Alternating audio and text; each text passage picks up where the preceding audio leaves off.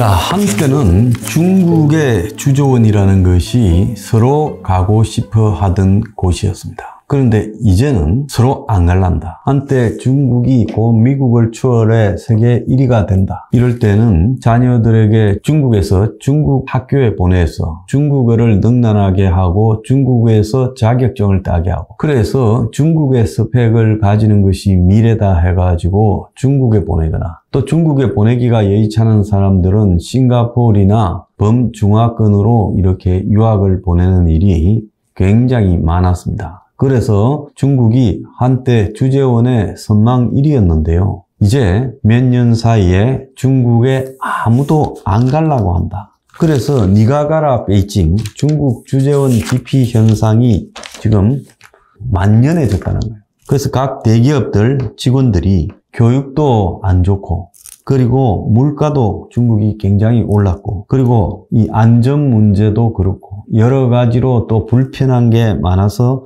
장점이 없어서 건물을 끓인다. 중국하고의 관계에서 실적도 굉장히 갈수록 안 좋아지고, 자, 그러니까 중국에 근무한 게 이후에 경력 실적에 도움이 전혀 되지 않는다. 그런데 지금 중국에서 반간첩법, SNS 통제까지 강화되어서 주재원들에 대한 감시망도 촘촘해졌죠. 까딱 잘못하다가는 가족들 안전이나 신변 불안까지도 생기죠. 근데 중국의 물가가 여간 치솟고 있는 게 아니에요. 중국 물가 때문에 이 주재원 경비로는 감당이 안 돼서 빚내어서 생활한다. 베이징의 아파트 월세가 360만 원이다. 베이징 국제학교 학비가 5천만 원, 6천만 원이다. 지금 이런 이야기까지 나오고 있어요. 그래서 중국에는 숨이 막히는 사회다. 중국은 가면 이건 지옥이다. 차라리 그만두겠다. 이런 사람까지도 나오고 있어요. 그래서 기업마다 중국에서 근무하면 인사 가점을 준다고 해도 중국 근무자가 없고, 그리고 코로나 때 이 폐쇄 사회였다라는 걸 한번 겪어보고, 요 근래 중국이 2019년에 이제 홍콩을 사실상 병합하다시피 하면서 중국 공산당에 감추어둔 본능이 지금 온 사회로 이렇게 이 발톱을 드러내니까 중국이 굉장히 머리 아픈 곳이다. 그래서 베이징 거주자가 지금 한국인 중에 10년 새 10분의 1로 줄어들었다. 근무하던 이 주재원이 교체될 때 되면 기업들이 지금 완전히 사람이 없어서 보낼 사람 찾는다고 지금 어려움을 겪고 있고, 이거는 주재원뿐만 아니라 외교부도 마찬가지라. 외교부에서 2010년 전까지만 해도 중국이 아주 인기 있는 곳이었지만은 이제 흠지 취급을 받게 되고, 특히 공무원들 같은 경우에는 반간첩법에 지금 대상이 되기가 십상이다. 그래서 해킹이나 도청이 다반사고 미국의 주중 대사도 지금 당했는데, 하물며 한국의 외교관이나 주재원 같은 경우에 당하기가 십상이라는 거예요. 자, 이런 것도 그렇지만 중국의 불결함, 중국의 또 이 환경, 기후의 문제, 이런 것들이 지금 플러스 되면서 중국이라는 자체가 사람이 살기에 불편한 거다. 대기오염이라는 게 이루 말을 못하고 코로나 같은 병이 창궐했을 때 저게 방법이 없는 데다 지금 이렇게 되고 있어요. 심지어 어떤 주재원은 자녀 학비 6천만 원 내면 내가 빈털터리다. 자, 그래서 중국 주재원에 있는 한 사람은 요즘 퇴사를 할까 고민 중이랍니다. 중국에서 근무했던 자신의 경력을 살려서 임원으로 올라가는 게 거의 불가능하다. 그래서 글로벌 지역본부별로 실적을 갖다가 지금 이렇게 견줄 때 죄인이 된 기분이다. 그래서 중국에 있어가지고는 승진하기 어려우니 빨리 딴 데로 옮기라고 주변에서 권유를 한다는 거예요. 그래서 주재원들은 대부분 조기 귀국을 요구하지만은 국내에서는 임기 채우고도 사람을 못 구해서 연장까지 이렇게 하고 있는 현상이라는 거예요. 그런데 이제 반간첩법이 7월 1일부터 시행되면서 주재원들이 신분 불안을 호소하고 있고, 미국의 최대 투자은행 모건 스탠리는 중국 내부의 기술 개발 인력 3분의 1을 중국 밖으로 뺐는데 그 이유가 반간첩법 문제다. 중국에서 일반 중국 학교에 애들을 보낼 수는 없고 이 국제 학교에 보내면 아까 5천만 원이다 어쩐다 했는데 그거보다도 더 비싸서 6,300만 원인데 더 오르고 있다는 거예요. 중국의 국제 학교에 근무하겠다는 외국인이 교사가 없어가지고 그들을 연봉이 억대로 치솟다 보니까 학비 인플레이션이 심각해지고 있다는 거예요. 중국 현지 학교는 왜 못 보내냐? 그 현지 학교를 보내게 되면 모든 중국의 공립학교는 사상 교육을 시켜요. 그래서 자녀를 이 울며 겨자 먹기로 미국의 국제학교에 보내고 있는 한 주재원은 높은 국제학교 학비에 비해 회사의 교육비 지원은 턱없이 부족해서 빚을 내서 내 돈으로 채우고 있다. 이렇게 말을 하고 있다는 거예요. 자, 생활비도요. 월세가 지금 360이 넘어가고 식료품 비용도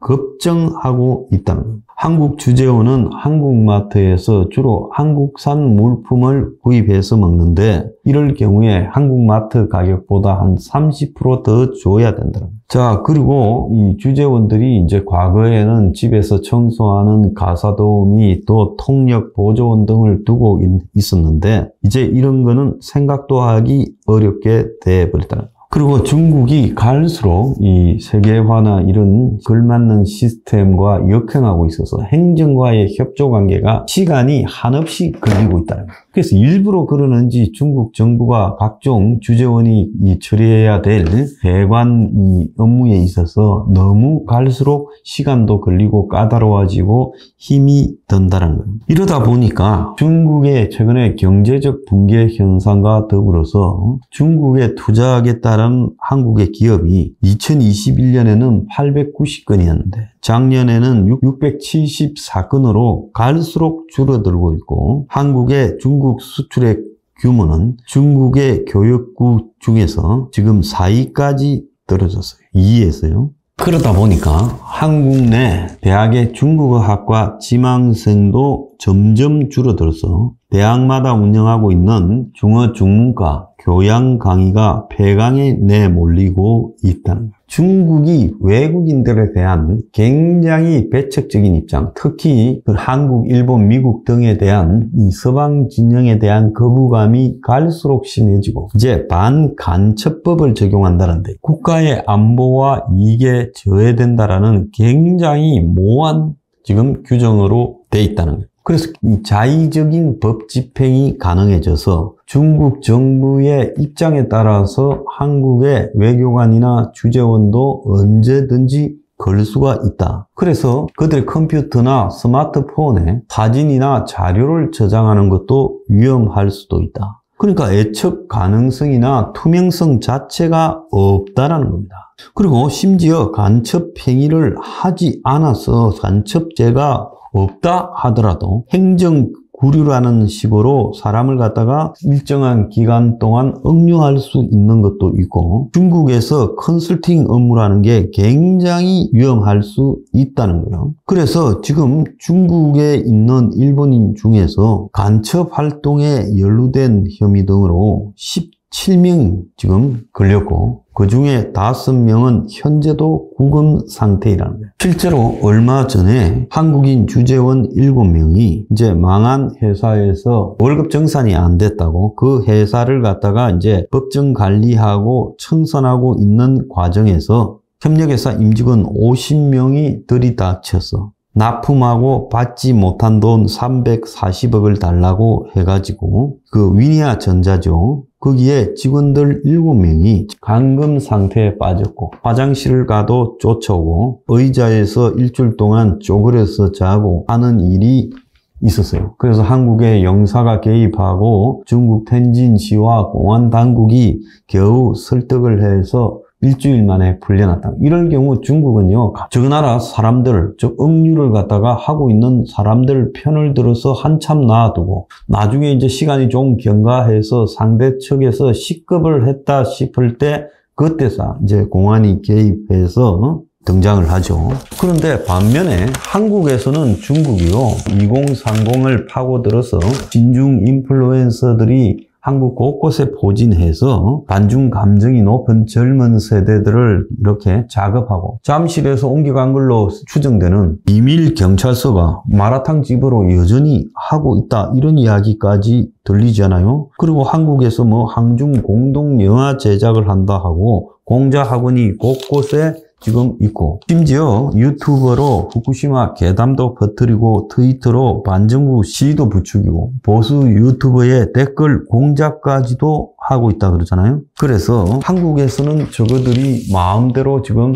활동하고 중국에서는 반간첩법을 적용하고 정말 웃기는 일이 벌어지고 있습니다. 그래서 중국하고의 관계는 이제 가면 갈수록 더 이렇게 될 거다. 그래서 한국 기업들이나 한국의 이 정부가 주재원이나 외교관에 대해서 이제 특별한 험지에 간다고 생각하고 자녀들은 두고 가도록 하고 또 가서도 최소한의 활동만 하게 하고 이런 식으로 전체적인 방향 전환이 있어야죠. 저렇게 우리를 대하고 있는데 저기에 가서 무슨 상업적 활동을 한다거나 외교 관계를 정진시킨다거나 이런 것 자체가 무리가 있는 데 아닙니까? 그리고 한국 내부에서 상호주의에 의해서 지금 중국을 홍보하고 친중국 프로파간다를 퍼뜨리고 있는 자들 그리고 중국의 비밀 경찰서 활동을 하고 있는 자들 전부 잡았어요. 우리도 중국의 반간첩법과 유사한 법으로 처벌해야 된다고 보고 있습니다. 중국은 이제 한국하고의 관계가 끝나가고 있다. 이렇게 봅니다.